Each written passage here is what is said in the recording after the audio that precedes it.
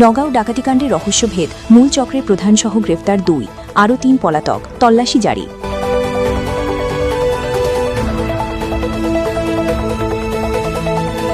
নগাঁওয়ে চাঞ্চল্যকর ডাকাতিকাণ্ডের রহস্য ভেদ করেছে পুলিশ।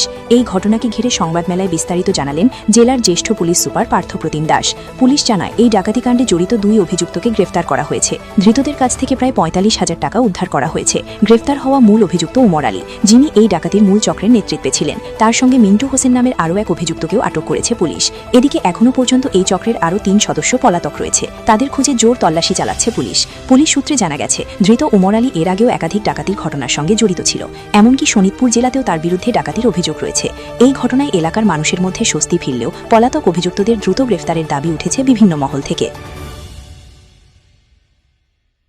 24 তাৰিখে ৰাতি যোনটো ঘটনা হৈছিলে, প্ৰায় আমি যোনখিনি CCTV ফুটেজ চালোঁ বা আমাৰ যিমানখিনি তদন্ত আহিলে, তাতে প্ৰায় 3টামান বজাত তেওঁলোকক ঘৰত এণ্ট্ৰি কৰিছিলে আৰু 3:18 তেওঁলোক মানে ডকাইতি কাণ্ডটো কৰি ওলাই গৈছিলে। টোটেল তাতে 5জন মানুহ আছিলে। এইটো পুৰা প্ৰি প্লেন কৰি থৈছিলে তেওঁলোক এই গোটেই ডকাইতি কাণ্ডটো। আৰু এতিয়া আমি 2জনক এপ্ৰিহেণ্ড কৰিছিলোঁ, যিজন মাষ্টাৰ মাইণ্ড আছিলে। এজন হ'ল আপোনাৰ উমৰ আলী, তেখেত চামুগুৰি PSৰ আণ্ডাৰত তেওঁৰ ঘৰ, আৰু এজন মিণ্টু মল্লিক অব্লিক হুছেইন, তেখেতৰ ঘৰ আমাৰ আমিনপট্টি ৰেলৱে ষ্টেচন লাইনত নগাঁও টাউনৰ ওপৰতে আছে। আৰু ইয়াতে আমি বহুত হিউমেন ইণ্টেলিজেঞ্চ আৰু টেকনিকেল ইণ্টেলিজেঞ্চৰ ইনপুটৰ মতে আমি এই ডকাইতি কাণ্ডটো ক্ৰেক কৰিছোঁ। আৰু কালি আমি তেওঁলোকক ইণ্ট্ৰগেট কৰাৰ পিছত আমি অলপ চাৰ্চ অপাৰেশ্যন দুটা চলালোঁ 2জনৰ ঘৰত আৰু কিছুমান জেগাত, যোনটো তেওঁলোকে আমাক লৈ গ'ল, য'ত আমি লিডিং টু ৰিকভাৰী আমি দেখাব পাৰিছোঁ। তাতে আমাৰ এজনৰ তাত আমি 20,500 আৰু এজনৰ তাত 24,500 পাইছোঁ।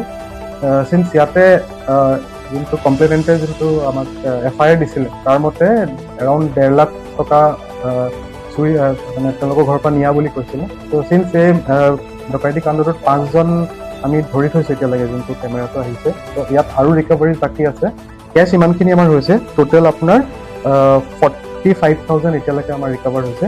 আৰু ইয়াৰ বাহিৰে যোনখিনি তেওঁলোকে মাস্ক ইউজ কৰিছিলে আৰু এখন দা, আমি এইটোও ৰিকভাৰ কৰিছোঁ। ত' আজি আমি তেওঁলোকক কোৰ্টত প্ৰডিউচ কৰি ৰিমাণ্ডত আনি আমি ফাৰ্ডাৰ ইনভেষ্টিগেশ্যনটো চলাই যাম। আৰু মই এইটো বস্তু জনাব বিচাৰিছোঁ যে এইটো ইণ্টাৰ ডিষ্ট্ৰিক্ট এটা গেং হয়। এইটো বেলেগ ডিষ্ট্ৰিক্টতো মানুহ আছে ইনভলভ। ত' এইটো আমাৰ অপাৰেশ্যনটো চলি যাব।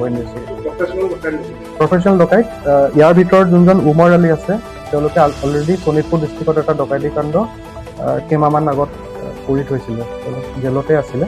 আৰু বাকী মিণ্টু মল্লিকো আগতে মানে ক্ৰিমিনেলে আছিলে আগৰ। হয়, উমৰ আলী এনেই মানে চামুগুৰি হয় তাৰ ঘৰ, কিন্তু বৰগুৰিত তাতে চুলুঙৰ অন্তত থাকে। পাৰিছোঁ, আমি গোটেই গেংটোৱে ট্ৰেক কৰিছোঁ।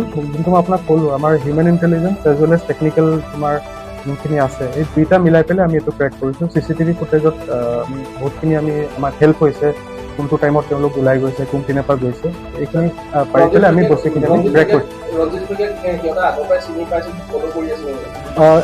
যোনদিনাখন ঘটনা হৈছিলে, তেওঁলোক 12:20 মানত ঘৰত আহি পাইছিলে। ত' তেওঁলোক ঘৰত সোমোৱা অলপ পিছতে তেওঁলোক মানে ৰেকি কৰা ষ্টাৰ্ট কৰিছে। একবাৰ মানে ঘৰৰ পিছপিনে গৈছে, আগপিনে গৈছে। ত' সেইমতে তেওঁলোকে আগৰ পৰা চিনি পাইছিলে, ইনফৰমেশ্যন আছিলে।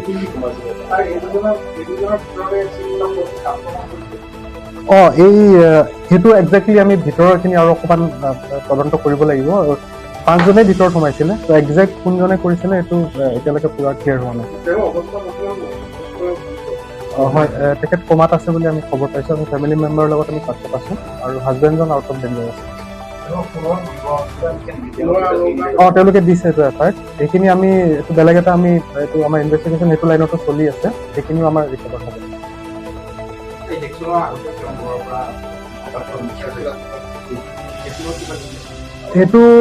সেইটো আণ্ডাৰ ইনভেষ্টিগেশ্যন আছে, সেইটো থাকিব পাৰে। মেবি এইটো নিউজত অকণমান আহিছিলে, সেইটো কাৰণে তেওঁলোকে এইটো এটেম্প লোৱা বুলি আমিও এইটো সন্দেহ কৰিছোঁ। পইচাখিনি মানে চিজ কৰি পেলাই ট্ৰেজাৰীত আছে এতিয়া। তেওঁ মানে নাই লোৱা নাই।